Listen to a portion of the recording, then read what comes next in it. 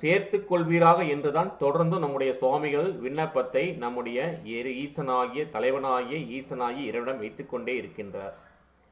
தனது வினையால் பூவுலகம் தங்கிவிட்ட தன்னை இறைவன் உளமார் வரு என அழைத்து அருள வேண்டி இப்பாடலை எழுதியுள்ளார். இறைவனின் பேராற்றலை எடுத்துரைத்து தம்மை அவரிடம் அழைத்து கொள்ள வேண்டி இறைஞ்சுகிறார்.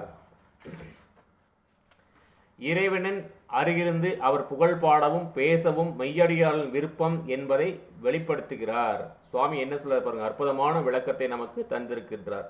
என்றும் நிலை பெற்றுள்ள எங்கள் தலைவனே, என்னை வருகென அழைத்து அருள்வீராக.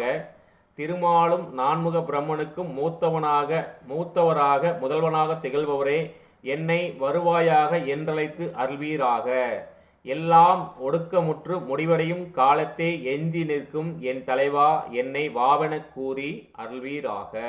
அற்புதமான விளக்கத்தை சுவாமிகள் நமக்கு இந்த பாடல் மூலமாக நமக்கு விவரிக்கின்றார்.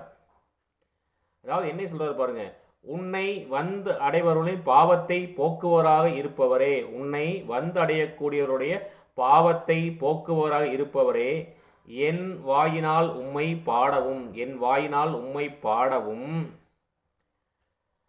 அதாவது என்னுடைய வாயினால் உம்மை பாடவும் பேசவும் என் பாவங்கள் ஒளியும். என் வாயினால் உம்மை பாடவும் பேசவும் செய்தால் என்னுடைய பாவங்கள் ஒளியும். ஆகவே என்னை உம்மிடம் சேர்த்து கொள்வீராக என்று நம்முடைய சுவாமிகள் கூறுகிறார்.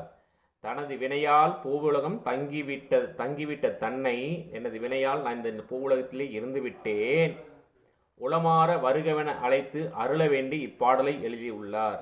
இறைவனின் பேராற்றலை எடுத்துரைத்து தம்மை அவரிடம் அழைத்து கொள்ள வேண்டி இறைஞ்சுகிறார். இறைவனுடைய பேராற்றலை எடுத்துச் சொல்லி, இறைவா என்னை உம்மிடம் அழைத்து கொள்ளுங்கள் என்று விண்ணப்பத்தை நம்முடைய சொல்வதியார் மாணிக்கவாசர் சுவாமிகள் சொல்லிக்கொண்டே இருக்கின்றார். அதாவது என்ன சொல்றார் சுவாமி, இறைவனின் அங்கிருந்து அவர் புகழை பாடவும் பேசவும் மெய்யடியார்கள் விருப்பம் என்பதை வெளிப்படுத்துகின்றார்.